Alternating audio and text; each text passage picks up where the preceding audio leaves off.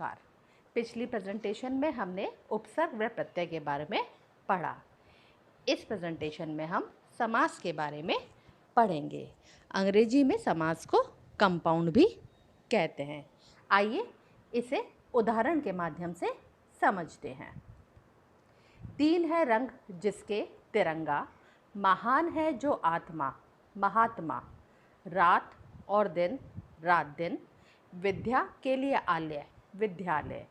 यहाँ शब्द समूह को संक्षिप्त करके रंगीन शब्दों का निर्माण किया गया है, यानी कि वर्ड्स को छोटा करके, यानी वर्ड्स के जो समूह है, ग्रुप है, उसको छोटा करके उसे छोटे रूप में करके उसे बताया गया है।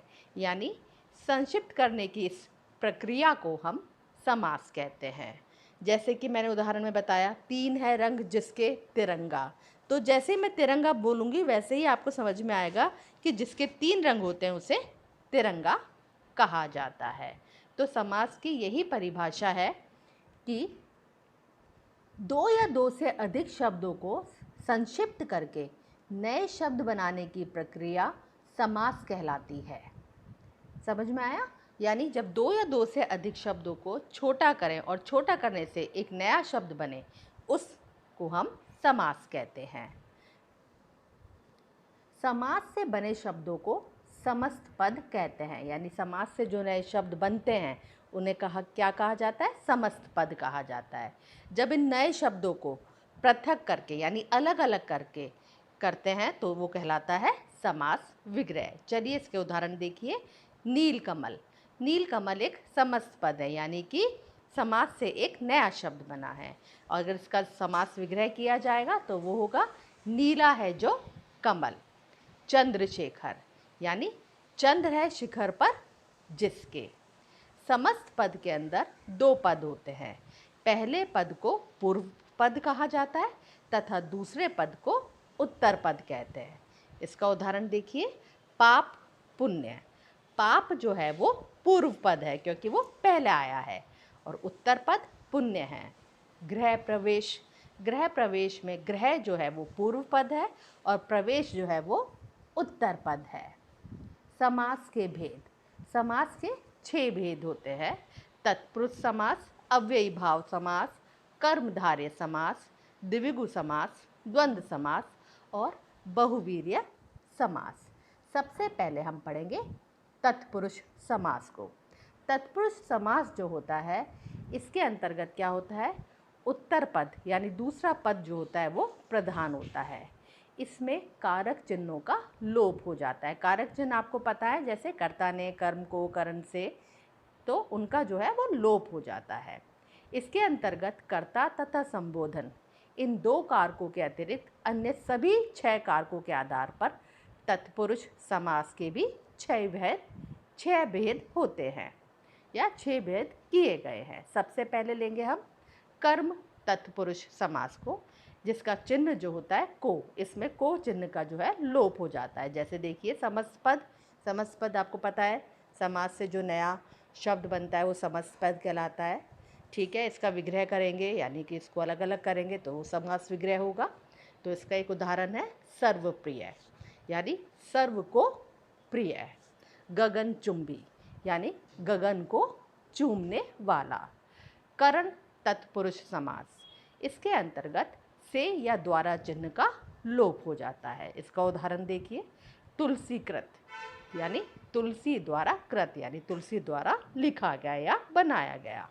मनचाहा, मन से चाहा। गुण युक्त, गुण से युक्त। संप्रदान तत्पुरुष समास, इसके अंतर्गत के लिए चिन्ह का लोप हो जाता है। जैसे उदाहरण देखिए। विद्यालय, विद्या के लिए आलय। जब आप इसका समास विग्रह करेंगे तब इसमें जो है कारक चिन्हों का यूज़ लिया जाएगा। जब समस्त पद बनेगा तो के लिए जो है इसका लोप हो जाएगा। गुरु दक्षिणा, गुरु के लिए दक्षिणा। सभा भवन, सभा के लिए भवन। अपादान तत्पुरुष समास, इसमें से चिन्ह का लोप हो जाता है। रोग मुक्त, रोग से मुक्त। भयभीत, भय से भीत, बंधन मुक्त, बंधन से मुक्त। फिर आता है हमारा संबंध तत्पुरुष समास। इसके अंतर्गत का, के, की चिन्हों का लोप हो जाता है। इसके उदाहरण देखिए, दीनानाथ यानी दीनों के नाथ, गरीबों के नाथ। राजपुत्री यानी राजा की पुत्री। देशवासी, देश का वासी। इसके बाद हम आता है अधिकरण तत्पुरुष समास। इसमें में और पर चिन्ह का लोप हो जाता है। सिर दर्द यानी सिर में दर्द। आप बीती, इसका समास विग्रह होगा अपने आप पर बीती। वनवास, इसका समास विग्रह हुआ वन में वास। दूसरे नंबर पे आता है कर्मधारय समास। इस समास में पहले तथा दूसरे पदों में विशेषण और विशेष्य अथवा उपमान और उपमेय का संबंध होता है। यानी कि विशेषण आपको पता है, किसी चीज़ की जो विशेषता होती है वो विशेषण कहलाता है, और जिसके बारे में हम बताते हैं उसे विशेष्य कहते हैं। ठीक है, तो इसके अंतर्गत क्या होता है कि विशेषण और विशेष्य या उपमेय या उपमान का संबंध होता है, उसे कहलाता है, वह कहलाता है कर्मधारय समास। इसके उदाहरण देखिए, समस्त पद जो है श्वेत पत्र। ठीक है, इसका विग्रह करेंगे, श्वेत है जो पत्र। चरण कमल, कमल के समान चरण, यानी कि हमने जो है ये बताया है कि जो चरण है उसकी विशेषता कैसी है कि वो कमल के समान है, यानी इतने खूबसूरत है उसके पैर। पीतांबर, पीला है जो अंबर। पीतांबर यानी जो कपड़ा पीला है, हमने उस कपड़े की क्या विशेषता बताई कि वो पीला है। ठीक है, तो कर्मधारय समास जो होता है इसके अंतर्गत हम विशेषण और विशेष्य अथवा उपमेय या उपमान की संबंध बताते हैं। जैसे मैंने इसमें आपने उपमेय और उपमान का बताया, जैसे चरण कमल, तो हमने चरणों का उपमा जो है वो इससे की है कि वो कमल के समान सुंदर है। द्विगु समास, द्विगु समास को समझना बहुत ही आसान है। इस समास में जो पहला पद होता है यानी पूर्व पद जो होता है वो संख्यावाची विशेषण होता है तथा यह समूह का बोध कराता है। जैसे त्रिलोक, त्रिलोक यानी तीन लोगों का समूह, त्रिलोक। चौमासा, चौमासा यानी चार मासों का समूह। पंच रत्न यानी पांच रत्नों का समूह। जैसे इसका और उदाहरण हम देखते हैं, सप्त ऋषि, सप्त ऋषि यानी सात ऋषियों का समूह। त्रिवेणी, तीन वेणियों यानी तीन नदियों का समूह। ये होता है द्विगु समास। चौथे नंबर पे आता है अव्ययी भाव समास। इस समास के अंतर्गत पूर्व पद जो है वो अव्यय तथा प्रधान होता है, उसे अव्ययी भाव समास कहते हैं। इसके योग से जो समस्त पद बनता है वो भी अव्यय ही बन जाता है। जैसे यथा संभव, जैसा संभव हो। यथा समय यानी समय के अनुसार। प्रतिक्षण यानी हर क्षण या क्षण क्षण। नेक्स्ट आता है आपका बहुवीर्य समास। इस समास में पूर्व पद तथा उत्तर पद दोनों में से कोई भी पद जो है वो प्रधान ना होकर कोई अन्य पद ही प्रधान होता है। यानी कि दोनों पद प्रधान नहीं होते, कोई तीसरा पद जो है, कोई अन्य पद जो है वो ही प्रधान होता है, वह बहुवीर्य समास कहलाता है। जैसे इसका उदाहरण देखिए, महावीर। महावीर जैसे ही हम बोलेंगे तो हमारे दिमाग में सीधा एक ही बात आता है, महावीर यानी हनुमान। तो इसका जब हम समास विग्रह करेंगे तो होगा महान वीर है जो, अर्थात हनुमान। त्रिलोचन, त्रिलोचन मतलब होता है तीन नेत्रों वाला, अर्थात तीन नेत्रों वाला एक ही है, वो है भगवान शिव, तो उनसे शिव। लंबोदर यानी लंबा उदर है जिसका, यानी लंबा पेट है जिसका या मोटा पेट है जिसका, तो उससे हमें एक ही भगवान याद आते हैं, वो है गणेश। ठीक है, तो ये होगा बहुवीर्य समास। छठे नंबर पे आता है द्वंद्व समास।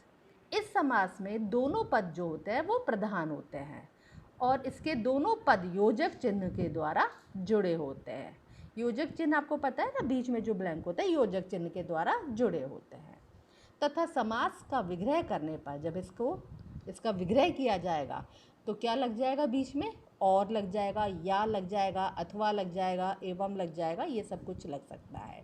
जैसे गंगा यमुना, तो जब इसका समास विग्रह किया तो क्या हुआ, गंगा और यमुना। रात दिन, रात और दिन। दूध दही, दूध और दही।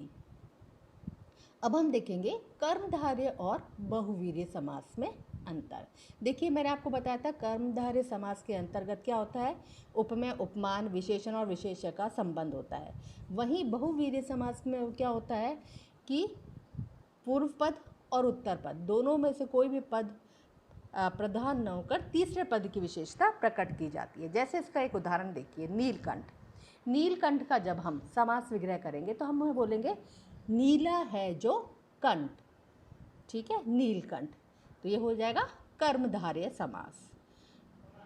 अब इसी का मैं समास विग्रह करूंगी, नीला है कंठ जिसका, अर्थात शिव, यानी किसी पर्टिकुलर चीज़ के बारे में, किसी तीसरे पद के बारे में या किसी तीसरे पद की विशेषता मैंने बताई, यानी कि शिव की विशेषता है कि उनका कंठ जो है वो, यानी गला जो है वो नीला है, तो ये कहलाएगा बहुवीर्य समास। पीतांबर, एक और उदाहरण देखते हैं, पीतांबर। पीले है जो अंबर, यानी पीला है जो वस्त्र, यानी कि वस्त्र की मैंने विशेषण क्या बताया कि वो पीला है। जहाँ विशेषण और विशेष्य के बारे में बात करेंगे तो वो कर्मधारय है। उसके बाद मैंने बोला पीले अंबर है जिसके, अर्थात कृष्ण, यानी कि जो पीले अंबर यानी जो पीले वस्त्र पहनता है वो भगवान कृष्ण हैं, तो वो क्या हुआ, बहुवीर्य समास। क्योंकि यहाँ पे बहुवीर्य समास में ऐसा होता है बच्चों कि बहुवीर्य समास में पूर्व पद और उत्तर पद प्रधान ना होकर तीसरे पद की विशेषता बताई जाती है, यानी कि उसमें बताया जाता है कि हम किससे तुलना, मतलब किसके बारे में बात कर रहे हैं, ठीक है। जैसे कि इसका एक उदाहरण अगर आप और देखें तो वो है जैसे कि घनश्याम। घनश्याम उसको करेंगे हम घन के समान, यानी कि बादलों के समान, ठीक है। तो ये हुआ कर्मधारय समास का उदाहरण। मैंने बोला घन के समान श्याम है जो, अर्थात श्री कृष्ण, यानी जो कि जिनका रंग जो है बादलों के समान श्याम रंग का है ना, श्याम रंग का है, सांवले रंग का है, तो वो कौन है, भगवान श्री कृष्ण। तो वो हो जाएगा बहुवीर्य समास। इसके आगे हम पढ़ेंगे बहुवीर्य और द्विगु समास में अंतर। बहुवीर्य समास में आपने देख लिया, वो बहुवीर्य समास में कई बार ऐसा होता है कि जो समस्त पद है वो संख्यावाची भी होते हैं, और आपको पता है संख्यावाची, फिर आप कहेंगे कि संख्यावाची तो द्विगु समास भी होता है। इसलिए बहुवीर्य समास और द्विगु समास में जब हम समास विग्रह करेंगे तो तभी हमें पता चलेगा, समस्त पदों का जब हम समास विग्रह करेंगे तभी हमें पता कर सकते हैं कि यह बहुवीर्य समास है कि ये द्विगु समास है। जैसे इसका उदाहरण देखिए, दशानन। दशानन यानी इसका समास विग्रह कीजिए, 10 आनन का समूह, यानी कि 10 सिरों का समूह, आनन यानी सिर, तो सीधा सीधा हम बताएंगे 10 आननों का समूह इस द्विगु समास। फिर मैंने बोला इसका विग्रह किया, 10 आनन है जिसके, अर्थात रावण, तो क्या हुआ, वो बहुवीर्य समास का। यानी द्विगु समास और बहुवीर्य समास में जब हम अंतर करेंगे तो ये अंतर हमें पहचान में आएगा जब हम उसका समास विग्रह करेंगे। जैसे चतुर्भुज। चतुर्भुज का हमने समास विग्रह किया, चतुर्भुज यानी 4 भुजाओं का समूह, सीधा सीधा समझ में आता है द्विगु। मैंने बोला 4 भुजाएं हैं जिसकी, अर्थात विष्णु, पर्टिकुलर किसी के बारे में तीसरे पद की विशेषता बता रही हूँ मैं, तो वो बहुवीर्य समास। त्रिनेत्र। त्रिनेत्र का समास विग्रह किया, यानी 3 नेत्रों का समूह, तो मतलब साफ है द्विगु समास। मैंने कहा 3 नेत्र हैं जिसके, अर्थात शिव, तो वो होगा बहुवीर्य समास। तो आशा करती हूँ आपको इस प्रेजेंटेशन के माध्यम से समास समझ आया होगा। धन्यवाद।